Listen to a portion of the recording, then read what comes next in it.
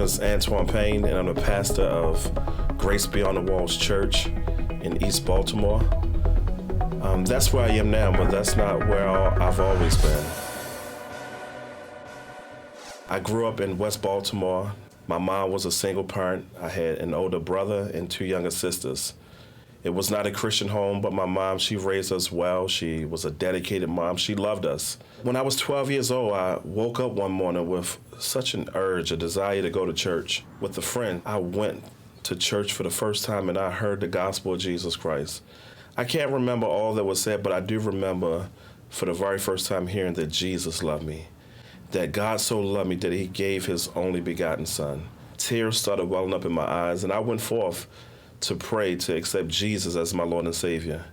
Looking back all these many years later, I can see and I can testify that I was saved that day. I love church. I love being in church. And that was a gift from God because, again, I was not groomed in that kind of an atmosphere. I was 13 years old by this time, and my church decided to send me to a place that absolutely impacted my life, and that place was Child Evangelism Fellowship. When I went to Child Evangelism Fellowship, they trained me to be a summer missionary. They trained me to present the good news of Jesus Christ. And it was an interesting method they taught us. They had a little small book, and that book had no words. It just had colors. And from this little book, they taught us to walk up to strangers and present the most beautiful story ever known to mankind. When I was 13 years old, I served faithfully with Child Evangelism Fellowship. When I was 14 years old, during the summer, I served again faithfully with Child Evangelism Fellowship. But I remember it was toward the end of that summer that my heart started going astray. And it was then that my heart started drifting from Jesus. And for me, my idol was girls. And I had these youth ministers who would come and they would tell me, God has a call on your life. Be careful. They would advise me not to attend the parties. And in my mind, what are they talking about? I'm not doing anything wrong. I'm just hanging out. I met this one young lady who, she was beautiful to me, and I just wanted to be with her. Now, rather than being in Sunday school on Sunday, I now was staying at her house. At age 16, I got my girlfriend pregnant. This young lady eventually gave birth to my son, and my son became the joy of my life. I wanted to spend every waking moment with him. I wanted to teach him all the things that my dad never taught me. My son was my world. And when my girlfriend and I started having difficulties, it became a battle over my son. It was the one advantage that she had over me. I felt like it was the one thing she felt she could use to control me. There were times that she would tell me to come visit my son, and I'd catch the bus, an hour and a half to visit my son, only to arrive at the door, and she'd stand on the other side laughing at me. And I would stand there crying many times, begging, pleading to see my son. This situation went from bad to worse when other friends of hers would call me, and they would threaten my life. The neighborhood I was from, we took threats serious. So I started carrying a gun whenever I went out. On June 26th of 1994, it culminated when I went to visit my son, and she told me, I told you not to come around here. He's not your son. He's somebody else's son. He calls them daddy. And I said, well, why you treat me like this? I just want to be a part of his life. On June 26, 94, I stood at the door about 15 minutes. I was sweating. I was begging, I was pleading to see my son. She eventually opens the door. By this time, I'm drenched in sweat and tears. And I walks in the house, and I said, where's my son? She pointed upstairs, so I began to walk upstairs. And as I walked, she pushed me in the back and said, you better speak to my mom too. I turned around, walked up the steps, spoke to her mom, and at the sound of my voice, my son lifted his head out the bassinet. And I walked and I held my son, and such joy flooded my heart. The mother of my child then walks in and began to swear at me and curse at me. And I set my son down in the bassinet, and she's arguing at me, calling me names and telling me how stupid I am and that my son don't love me. And it was at that time that I reached into my waistband and I pulled out a 9mm.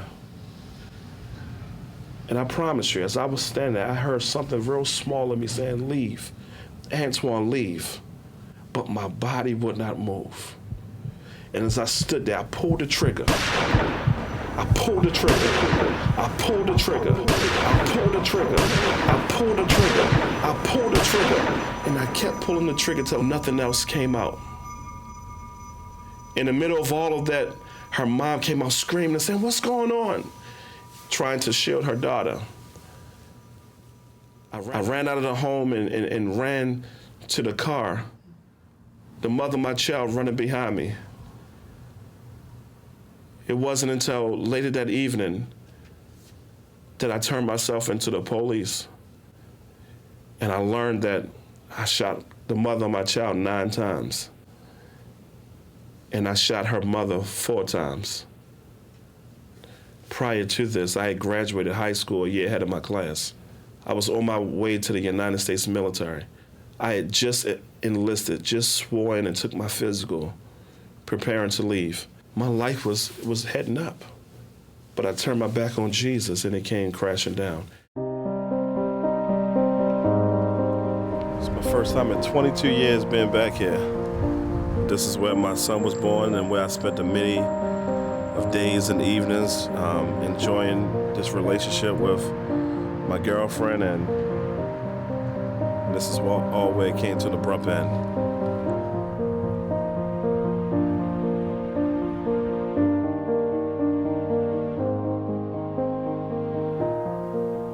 No matter how beautiful, no matter how promising, whatever I allow in between me and Jesus will be the cause of my downfall. I owned my sin. It was my fault. It was my failure. I knew the truth, and I walked away from the truth.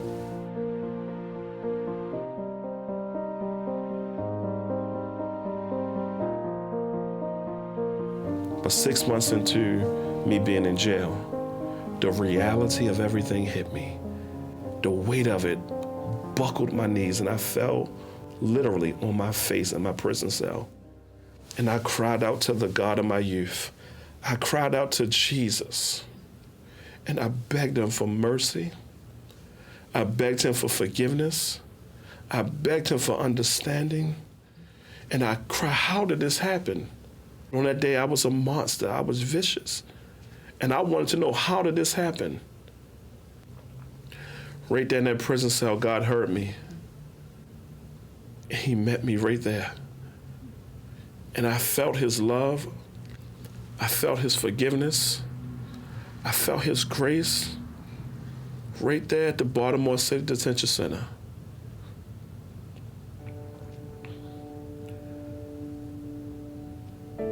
He forgave me. Right there, he forgave me. And he restored to me the joy of my salvation. He restored a zeal for his word. He restored a zeal for souls. He brought everything that I had learned at Child Evangelism Fellowship. He brought back to memory. And he began to allow me to touch the lives of men in prison. My experience at Child Evangelism Fellowship was a sovereign act of God to equip me to impact the lives of people incarcerated. Every tier, every housing unit where I was placed, with maybe the exception of one, God allowed me to initiate Bible studies. God allowed me to evangelize people. God allowed me to teach them salvation. It was that experience of how to present the gospel, of learning to link one part of the gospel message to the next part. So it was that truth that was cemented in me at Child Evangelism Fellowship that prepared me for that world I was about to walk into. My life is forever different and forever changed because of the sovereign act of God to send me to a place called Child Evangelism Fellowship. And now it's my heart's desire to raise up another generation of young people, to send them through the same training that I went through. I'd always said that if I ever got a chance, I'd want to be a meaningful part of CEF and their mission. I want to send young people in the same way that I was sent. I want to sponsor young people. And I thank God for that experience today Only God knows how many lives have been truly impacted because of my experience at Child Evangelism Fellowship.